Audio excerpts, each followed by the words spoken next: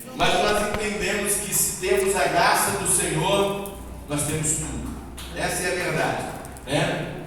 Então, diante disso, o que nós desejamos é justamente que a presença do Senhor e a graça do Senhor seja com todos os homens. Amém, amados? Queridos, eu quero trazer uma palavra sobre uma expressão. Eu já até comentei isso aqui em um momento oportuno, não sei quem estava presente. Uma certa ocasião eu fui pregar numa determinada igreja e eu estava lá, aquelas igrejas que eu costumo de sentar assim, levantar e tal, sentados, e aí o pessoal da coreografia resolveu fazer uma coreografia. E qual era a música? És Deus de perto e não de longe. E aí quando ele começou a cantar essa canção e as meninas foram fazer a coreografia, aí uma pessoa que estava do lado, o pastor, o presbítero, não sei, estava lá sentado com a gente, e aí ele falou assim: eu não entendo isso, como é que alguém pode gravar um hino desse? É Deus de perto, não de longe. É claro que Deus também é Deus de longe. E aí eu falei: Jesus, deixa eu tentar aqui esclarecer um pouquinho, mas só que ali não dá para você explicar muita coisa. O que está rolando? Eu falei: não, meu filho, ele está falando da onipresença do Senhor Jesus, que o perto e o longe é para nós, que vivemos no espaço do passado, presente e futuro.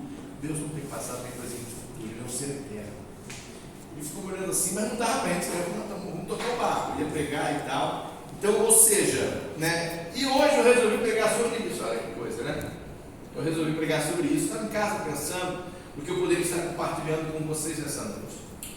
E aí eu resolvi trazer uma palavra sobre isso. E eu quero, no final, orar. No final da palavra eu quero orar. Vou ser bem breve na minha palavra aqui, mas vocês vão entender. E eu quero orar com você e por alguém. Por alguém. Que você, enquanto eu estiver pregando aqui, você pode tentar lembrar de alguém, tentar no sentido de buscar na sua memória alguém que você entenda que está precisando de uma oração. Pastor, desculpa, hoje foi uma pessoa lá no meu foco pedir oração para ela.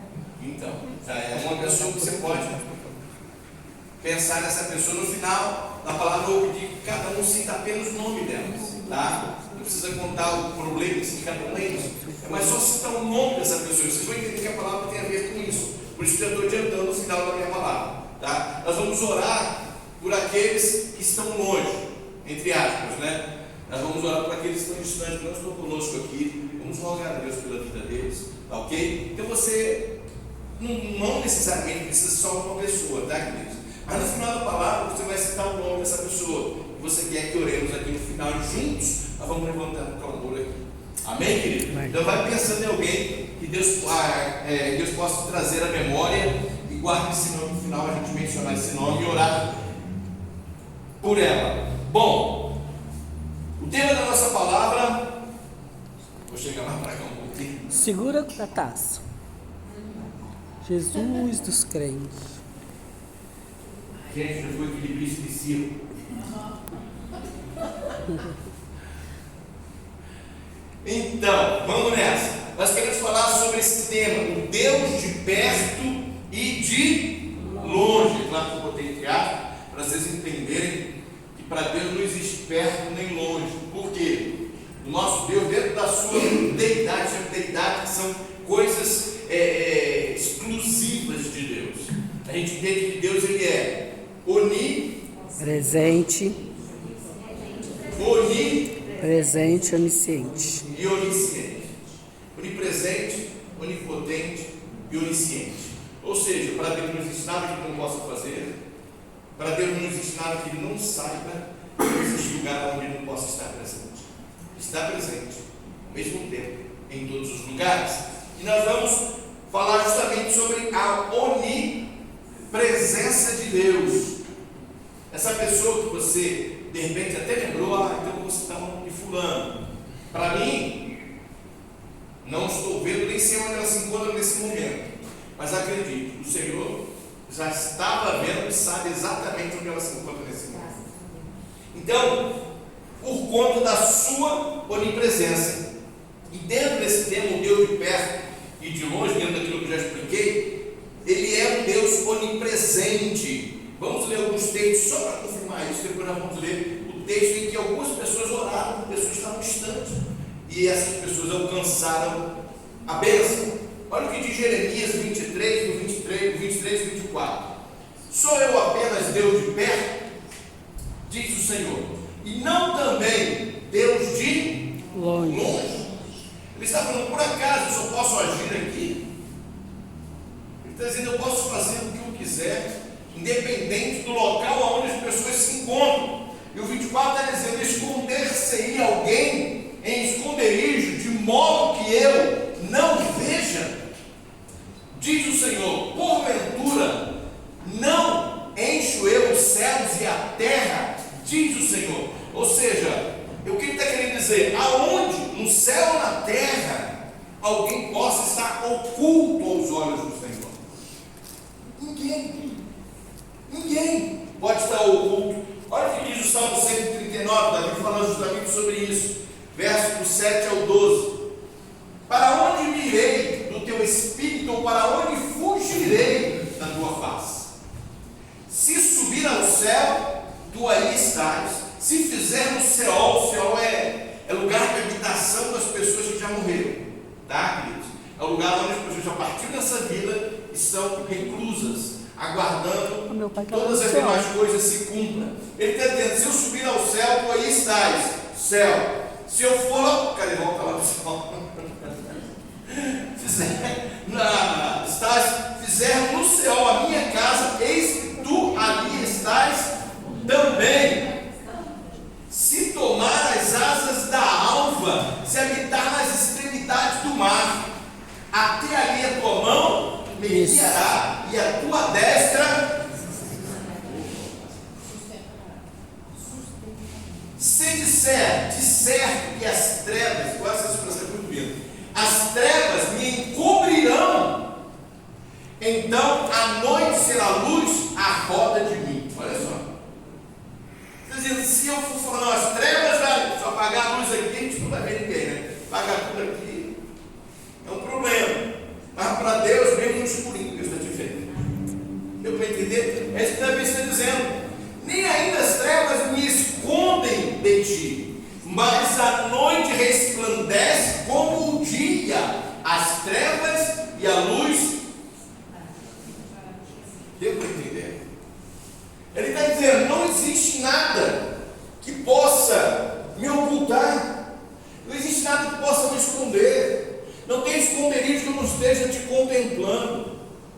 Ele está dizendo, nós temos que entender isso, queridos. Por esse motivo e razão, né, o cristão, ele não teme, vendo o que eu vou dizer, se o pastor dele está perto ou não, vendo o que ele está fazendo. Tem que temer a Deus, Não entendeu nada. Se ele se preocupa se o pastor vai saber, se o pastor está vendo, ele não entendeu. Deus está vendo. O evangelho não se trata de pessoas que nos contemplam, que nos vejam. Se trata de Deus. Se trata do Senhor que vê todas as coisas. Da igreja nós tivemos parte, né?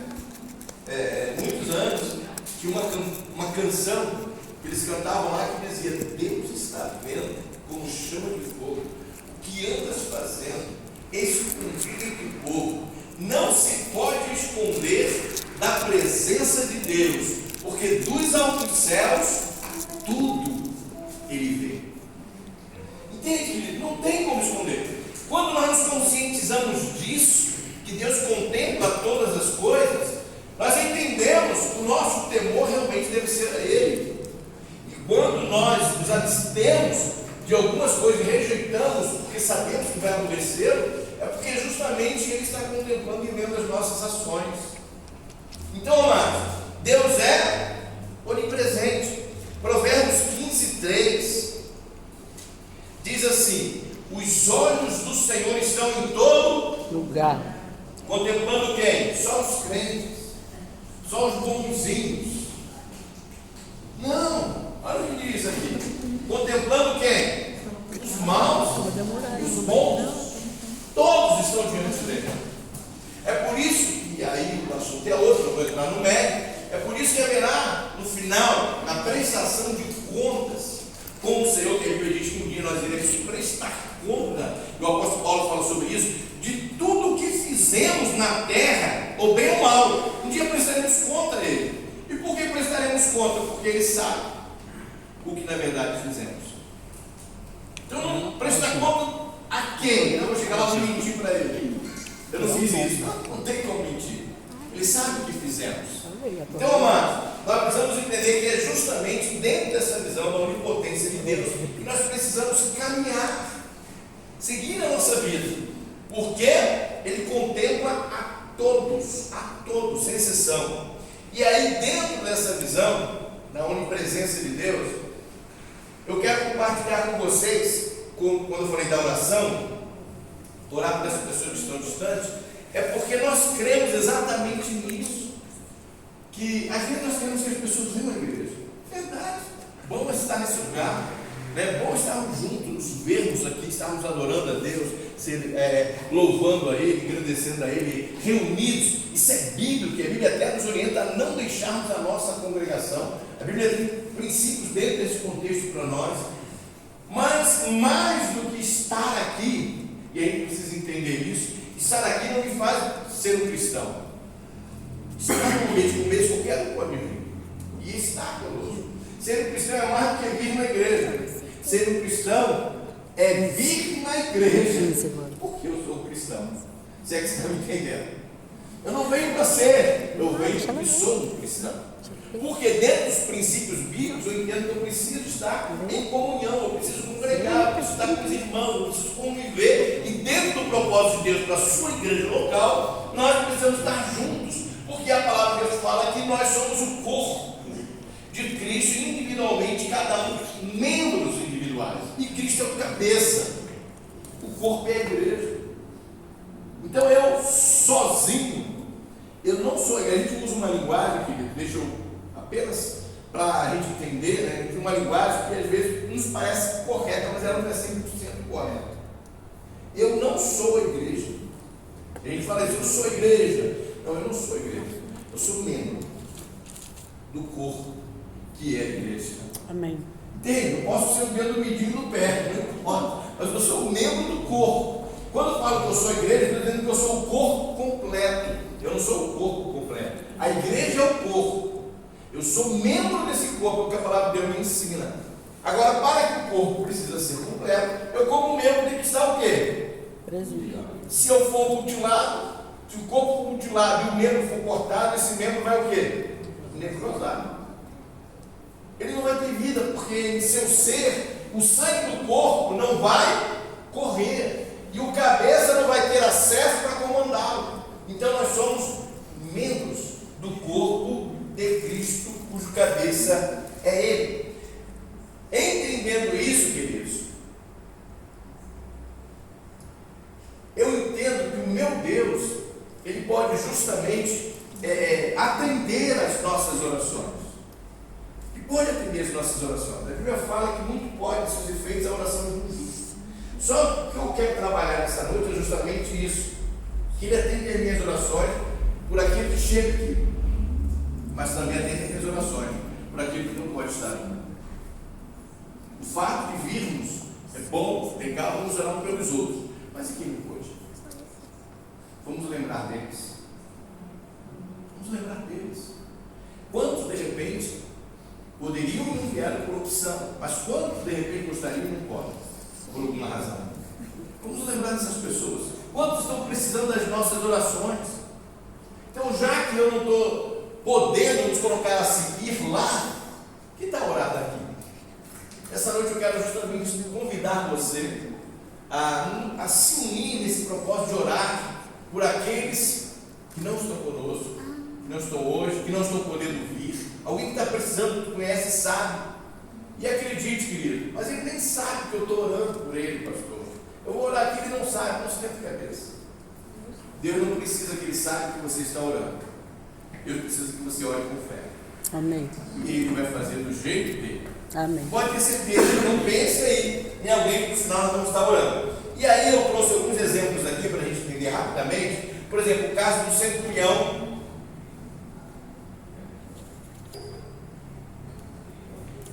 Cafarnaum. O centurião de Cafarnaum é um episódio muito interessante. Eu vou estar lendo aqui, o menino vai estar lendo para gente, menino, cara, tem igual moral agora. Barro na cara só para menino. Eles vão estar colocando aqui, vocês vão acompanhando, ou se quiser acompanhar aí também, fica à vontade. Mas diz assim, ó, Lucas no capítulo 7, a partir do versículo 3.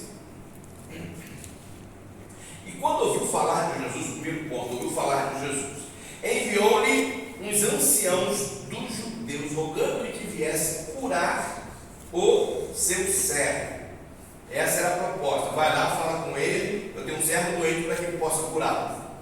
E chegando eles junto de Jesus, rogaram-lhe muito, dizendo: é digno de que lhe concedas isso, porque ama a nossa nação, e ele mesmo nos edificou sinagoga. Olha que testemunho tremendo do centurião para os judeus.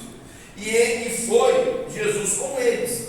Mas quando já estava perto da casa, o centurião enviou-lhes uns amigos. E olha o que ele mandou dizer para ele, para Jesus, dizendo: Senhor, não te incomodes, pois não sou digno que entres debaixo do meu telhado, e por isso nem ainda me julguei digno de ir ter contigo.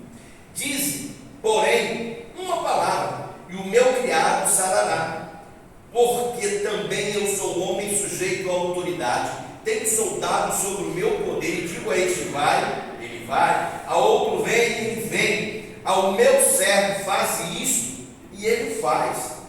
E ouvindo isso, Jesus maravilhou-se dele, e voltando-se, disse à multidão que o seguia: digo-vos que nem ainda em Israel tenho achado tanta fé. E voltando-se para casa, os que foram enviados acharam são o quê? Servos. Olha que coisa linda, que coisa tremenda, né? O camarada envia lá, os anciãos falam para ele lá, os judeus, e aí, tá legal, o Senhor Jesus, ele é digno, é um bom sujeito, vamos sim, daqui a pouco, está chegando próximo, ele envia outros amigos, não sou digno que ele entrare no meu telhado, mas diga para ele uma coisa: eu sei o que é autoridade, eu sei o que é ter poder, voz de comando.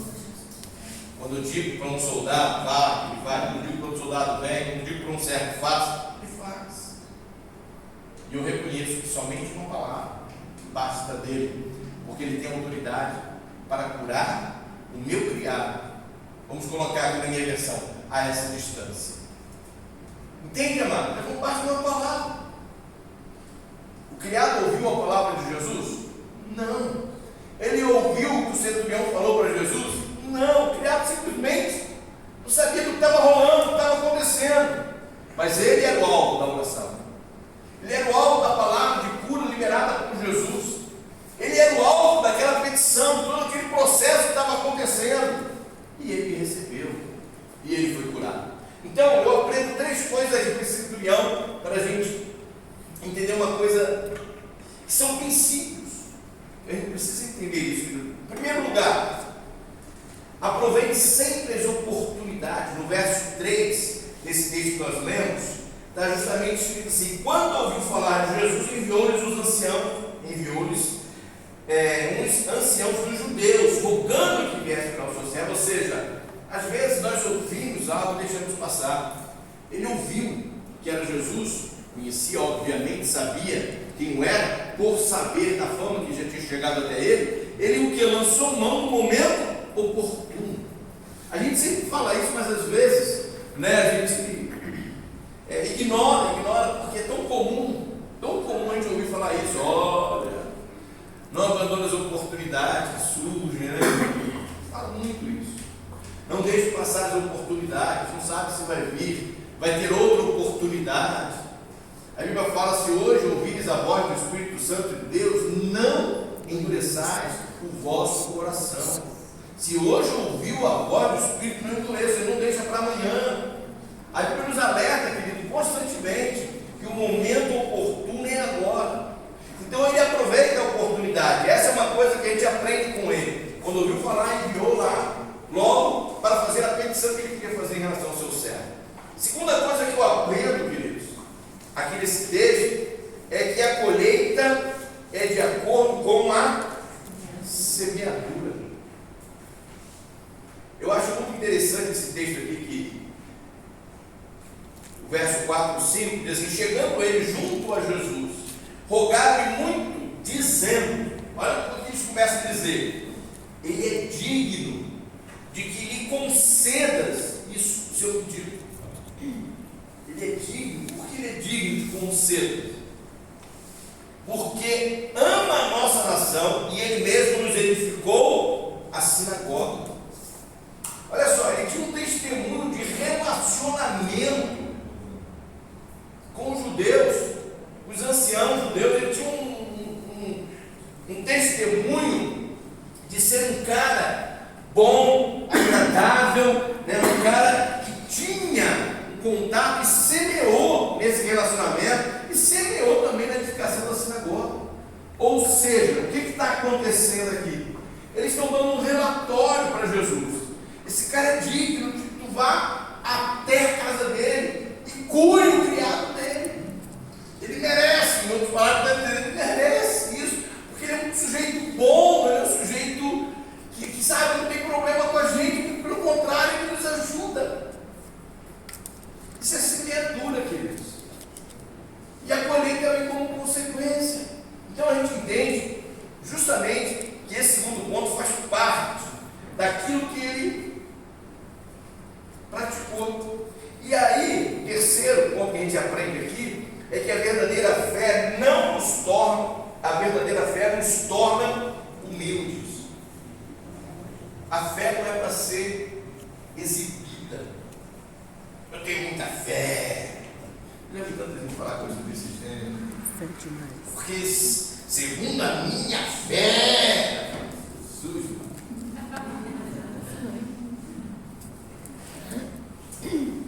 porque quando eu oro,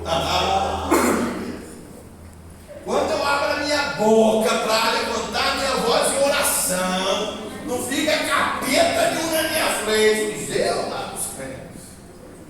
Porque eu pego, eu ouvi pessoas falarem isso, eu pego o diabo pelo rabo e rodo e vá, joga ele longe. Comigo é assim. Infelizmente, quem está longe não é o diabo. Sabe? Proselitismo de fé não é bíblico. A palavra de Deus fala que esse cara mandou dizer para Jesus o seguinte: olha, por favor, quando Jesus vinha, mandou lá os amigos dele, pessoas mais próximas, diga para ele, por favor, fique onde está. Eu não sou digno que ele entre debaixo do meu telhado. E diga para ele que eu sei que é autoridade. E ele dá aquele relato dele como centurião. Falando assim para Jesus e os seus amigos, Jesus falou assim: caramba, nem em Israel eu encontrei também a fé. E exatamente daquele jeito, daquela forma, conforme estava ali, criado um camarada, lá na casa dele, foi curado. Eu não preciso que ninguém saiba, entende o que eu estou querendo dizer, queridos? Que eu tenha fé. Eu preciso apenas exercê-la quando necessário. Eu não preciso medir fé com alguém. Eu não preciso, sabe? Vou falar uma coisa aqui, mas por favor, fica aqui entre a gente.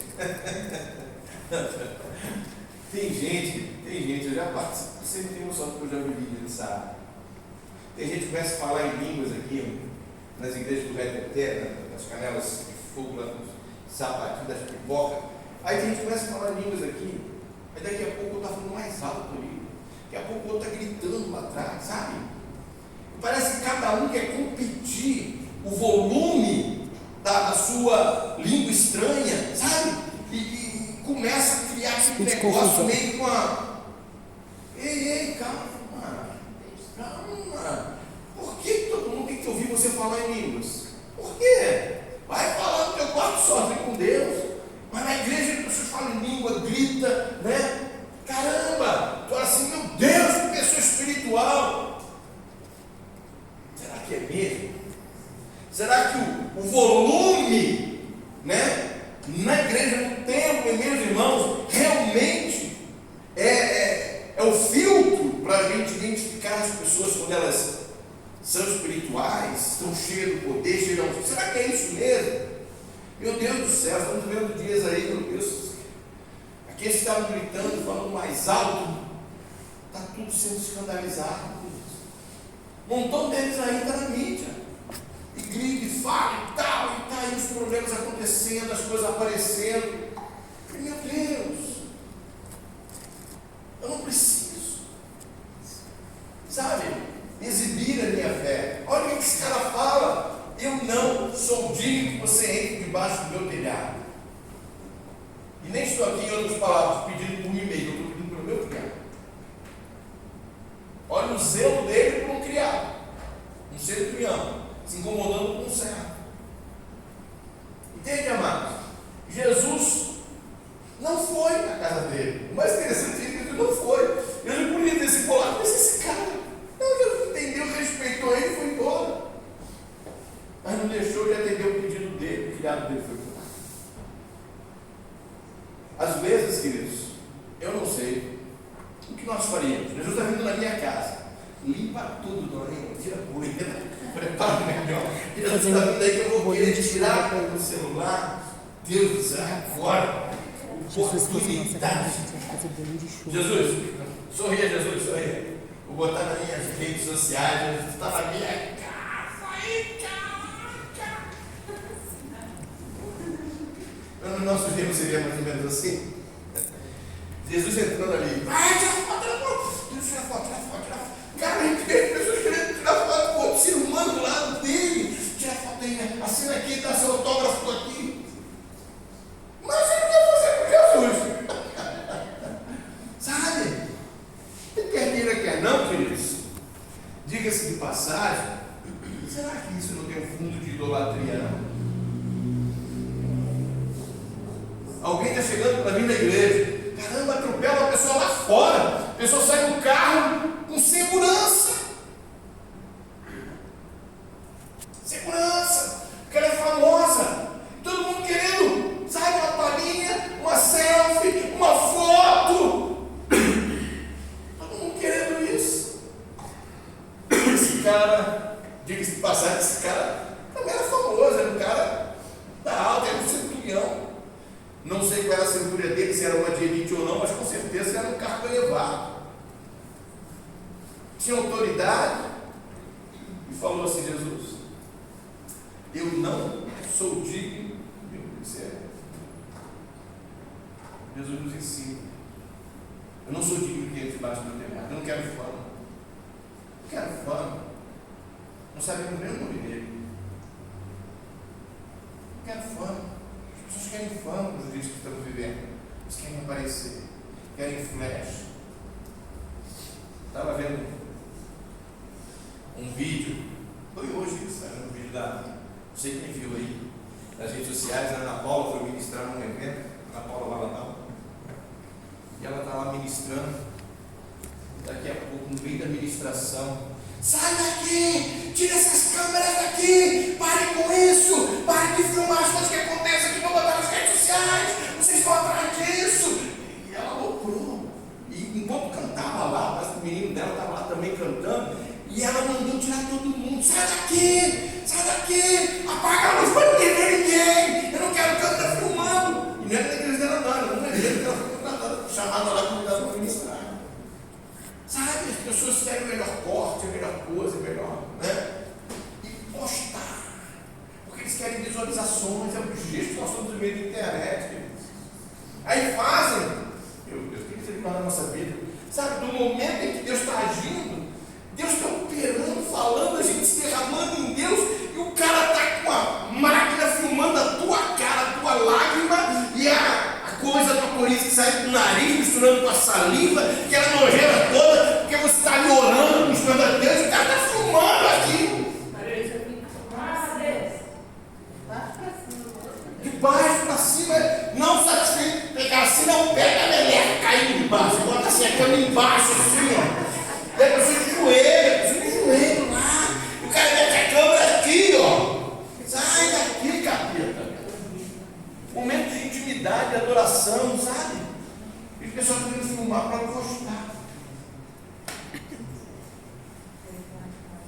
Esse cara diz assim: não, Jesus não precisa nem entrar na minha casa, não sou digno. Não sou digno.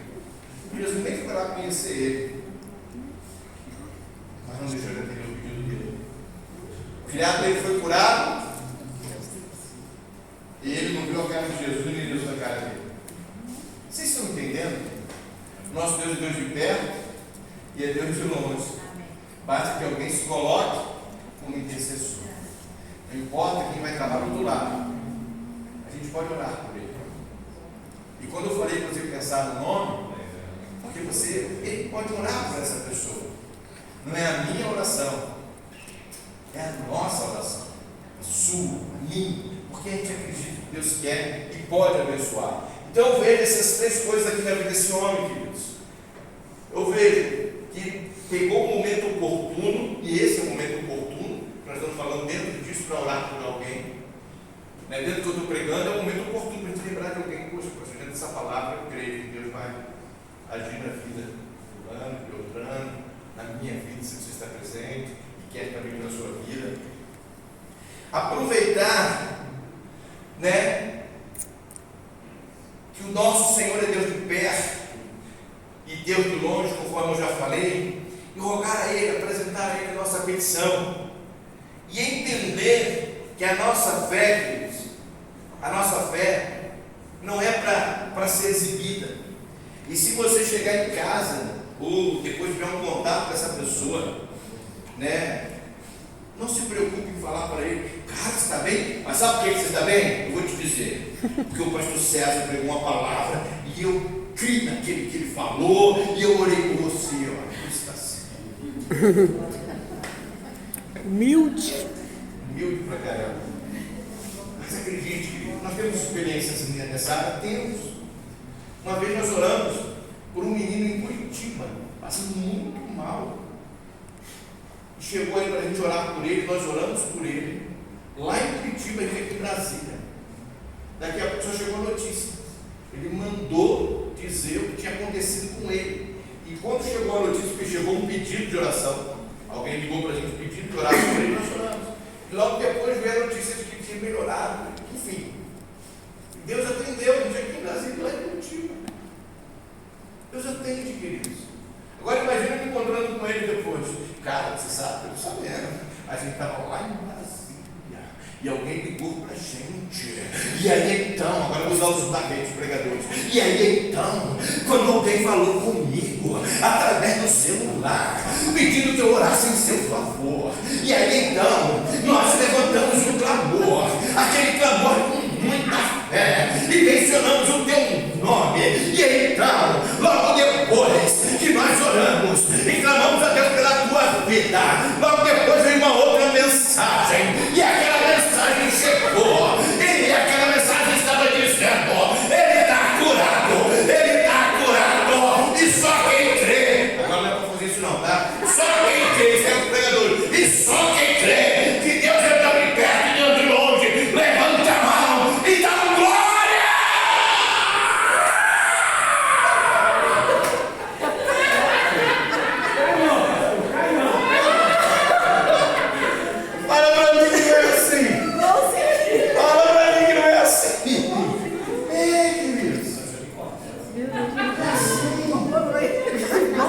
E a gente sabe que isso é cópia. Estou falando aqui porque é ser cópia.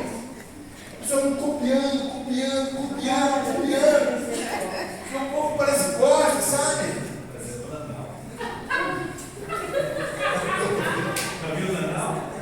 Natal?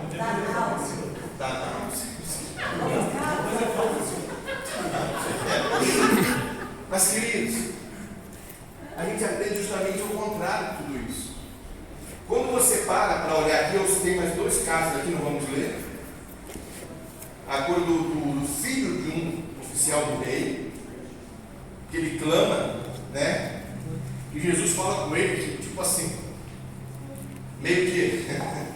Mas aí depois Jesus, no verso 50, só vocês entenderem, não vou nem ler tudo aqui, porque a hora já passou. Disse Jesus: vai, o teu filho vive. E aquele oficial do rei foi, crendo naquela palavra. E realmente, quando ele foi chegando em casa, alguém chegou para ele e falou: teu filho vive. Ele que teve uma palavra que foi o filho dele estava lá. A mulher, queridos, a mulher de Caná, a mulher cananeia, como diz a Bíblia, foi lá rogar Jesus pela filha. E rogando, oi? É filha, né? E aí chegou para Jesus, Jesus ainda, numa conversa, falou: olha, não é certo tirar o pão do filho e deitar os cachorrinhos. Ela falou: mas os cachorrinhos comem da migalha que cai da mesa dos seus senhores. Jesus falou: caramba. Então, mulher, seja conforme a tua fé. E ela foi embora. E a sua filha foi embora. A filha não estava ali. Vocês estão entendendo, amados? Nós não precisamos fazer muito alarde. Sabe? Não precisamos nem aparecer na cena. O centurião nem apareceu na cena. Com Jesus lá, tirou. Não. Ele só falou assim: olha, uma palavra dele basta. É nisso que nós cremos. Sabe? Basta uma palavra do Senhor Jesus. Se nós oramos com fé, Jesus pode nos atender, sim, independente da pessoa estar aqui ou do outro lado do mundo, não importa, porque Ele é o Deus de perto, o Deus de longe. Vamos corrigir a frase? Ele é Deus de perto e não de longe. Deu para entender? Porque Ele é onipresente. Perto e longe para nós. Para Deus não existe passado, nem presente, e nem futuro. Ele é onipresente. Porque Ele pode curar, porque Ele é onipotente. E Ele já sabia que eu ia pregar isso aqui antes de eu preparar a mensagem. Sabia, porque Ele é onisciente. Esse é o nosso Deus. Amém.